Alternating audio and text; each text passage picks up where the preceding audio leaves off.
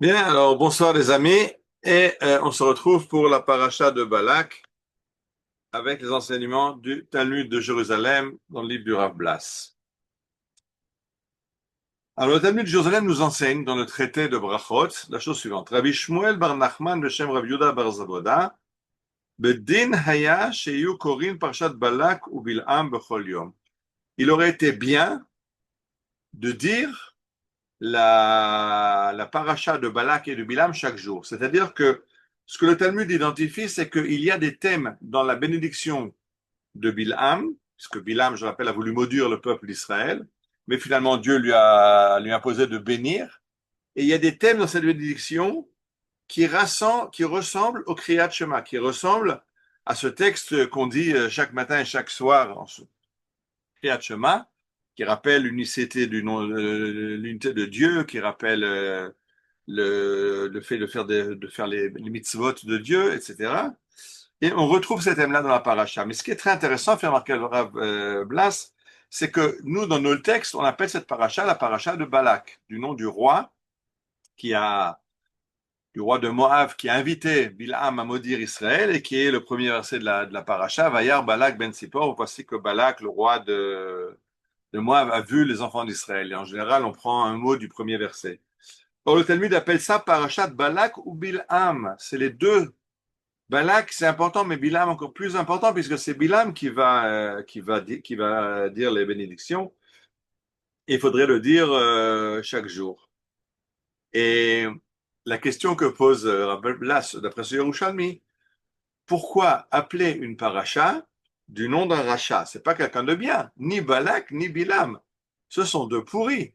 Pourquoi appeler la paracha du nom de Balak et Bilam? Et il répond que il aurait fallu le lire chaque jour. Ce qui s'est passé, c'est que la prophétie de Bilam est tellement magnifique, c'est une ode à la grandeur de Dieu. Maintenant, on est dans la guerre âme que la vie, le peuple qui se réveille comme un lion, le réveil du lion, ça vient de la paracha de Bilam. Et il dit, oui, c'est vrai que Balak et Bilam ne sont pas des gens très positifs.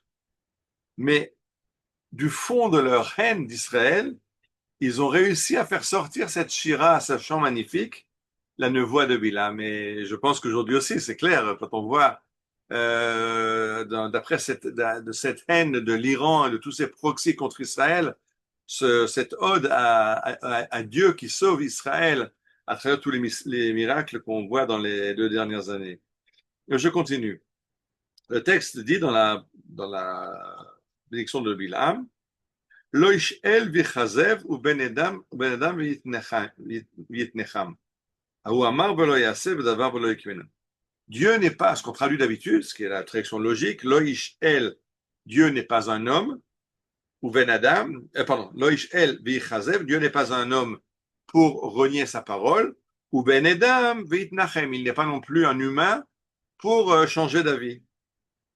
Et là, le Yerushalmi est absolument incroyable. De ce verset où Dieu dit, où Bilam dit que Dieu ne revient pas sur sa parole parce que les humains reviennent sur la parole, mais Dieu, quand il annonce quelque chose, c'est immuable. La lecture du Talmud est incroyable. Lo ish el, Rabbanan amre, lo ish hush asad varav shel el kilu enan. Il met le Talmud met une virgule, lo ish, une virgule et un point d'interrogation à la fin. Lo ish, est-ce que ce n'est pas un homme, El Vichazev, qui a forcé Dieu à revenir sur sa parole? Ou Ben Enam Vitnecham, et un homme qui a fait changer la vie de Dieu? Et le Talmud nous explique. Lo Ben Amram, ce n'est pas le fils d'Amram, Moshe. Moshe qui a fait que Dieu, qui voulait punir le peuple d'Israël après la faute du Vaudor, après la faute des explorateurs, que Dieu a pas changé d'avis, mais a accepté les supplications de Moshe et a pardonné. Comme il est marqué, après la faute du Vaudor, Vaïnachem Hashem alara. Dieu, je fais la traduction en français. Dieu a renoncé à donner la punition totale qu'il avait prévu de donner à Israël. Vaïnachem Hashem, c'est exactement ce thème qui est dans le verset de notre paracha. Ben Adam Veitnecham. Donc le Talmud lit le verset complètement à l'envers. Le verset veut dire que Dieu ne change pas d'avis. Et le Talmud nous explique, il y a quelqu'un qui peut faire changer d'avis, c'est Moshe. Et Moshe n'est pas seulement Moïse à cause de sa grandeur, mais Moïse, c'est un exemple pour tous les grands prophètes, pour tous les grands tzadikim, ce que le Talmud nous enseigne ailleurs. Tzadik, Hachem Gozer, le tzadik mevatel. Dieu décide de ce qu'il veut faire dans le monde, et le tzadik peut faire incliner la décision de Dieu d'un côté ou de l'autre. Et je pense que là, l'explication du Rav Blas, c'est façon incroyable. Parce qu'il nous amène un autre verset un peu plus loin dans la voici de Bilham, qui dit la chose suivante. Kilon nachash be Yaakov, il n'y a pas de devin en Jacob. Il dit, c'est quoi ça? Il dit les devins. Le fait d'aller chez une diseuse de bonne aventure, de lire l'horoscope, de chercher qu'est-ce qui va se passer demain, d'essayer de comprendre, d'avoir un futurologue, un astrologue, enfin, tous ces gens qui peuvent vous annoncer le futur, parce que, bien sûr, chaque être humain voudrait bien savoir ce qu'il attend demain au tournant. Et donc, on essaie de trouver des gens qui ont des forces spéciales et qui peuvent nous dire le futur. Et la paracha dit Kilon nachash be'Yaakov. Mais en Israël, il n'y a pas de devin. C'est interdit par la Torah. Et alors, l'explication du Rav Blas, c'est incroyable. Il dit que qui a besoin d'un devin? Quelqu'un qui est soumis à une logique du monde qui est implacable. Quand il y a un horoscope, quand tout est fixé d'avance, par les étoiles, par l'heure de ma naissance, etc., alors on voudrait savoir ce qui va se passer. Mais quand on comprend que rien n'est fixé d'avance, parce que d'après notre conduite, Dieu peut changer ce qui est notre futur. Par exemple, je dis, il y a un très beau texte de l'Agmara qui dit que quelqu'un qui est rouquin, ben, il aura tendance à verser le sang. C'est pas par hasard que ses cheveux sont rouge sang, c'est quelqu'un qui a une propension à verser le sang. Alors le Talmud dit, dans ce cas-là, on peut pas en vouloir aux assassins. Si l'assassin il va dire, ben, j'y peux rien, je suis né comme ça, c'est ma nature. Et la Gemara répond, non, pas du tout. Ta nature, c'est de verser le sang. Maintenant, tu peux décider comment tu verses le sang. Tu peux devenir assassin, c'est une option. Tu peux être morel, tu peux faire des circoncisions. Tu peux être chochet, tu peux abattre des bêtes pour que les gens puissent manger.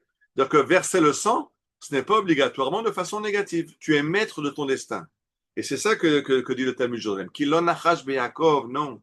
Il n'y a pas de devin en Israël parce que le destin n'est pas scellé, n'est pas immuable. C'est toi qui fais ton destin. Et c'est ce que le Talmud avait expliqué sur cette histoire de Loïch El Vichazev, que Dieu n'est pas un humain pour changer d'avis. Mais quelqu'un comme Moïse peut faire changer Dieu d'avis. C'est-à-dire que l'enseignement de cette paracha, il est incroyable. C'est que nous pouvons agir sur l'histoire, on peut agir sur le futur et on peut même convaincre Dieu d'aller dans la bonne direction si nous, on choisit une bonne direction. Et, et de nouveau, je pense que c'est quelque chose d'incroyable parce que quand on est maintenant 2 ans en guerre, et qu'on est submergé par les radios, les médias, les télés qui n'arrêtent pas de blablatérer, de dire des analystes et des commentateurs militaires et des commentateurs politiques et des commentateurs économiques et des autres commentateurs qui n'arrêtent pas de dire des bêtises quelques jours après qu'il les dit ou même quelques heures après, c'est déjà caduc. On se rappelle tous ceux qui nous avaient annoncé qu'il n'y aura pas la guerre avec l'Iran, qu'Israël n'attaquera jamais en Iran. Et tout change tellement vite. Et c'est ce que dit cette paracha. Israël peut faire changer, Israël peut agir sur le futur. Donc on n'a pas besoin de ces devins, aujourd'hui, ce sont les commentateurs de nos médias, on n'a pas besoin des commentateurs. On peut prendre notre destin en main et agir et le construire dans la direction que Dieu nous demande de le construire. Alors on n'a pas besoin de quelqu'un qui va nous dire ce qui va se passer, parce que ce qui va se passer, c'est nous qui allons le réaliser.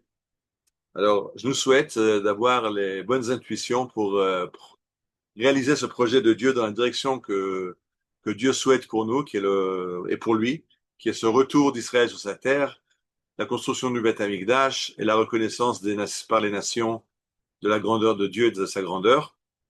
C'est une des choses qu'on peut apprendre de cette paracha. Et comme a dit le Talmud dans la première explication que je donnais, elle méritait d'être appelée la paracha de Balak et de Bilham parce que même si ces deux personnages étaient très très mal motivés, ils ont ils ont donné quelque chose d'incroyable, une compréhension du monde, de ce que Dieu dans le monde, duquel on leur est redevable. Shabbat Shalom et Bezrat Hashem, à la semaine prochaine.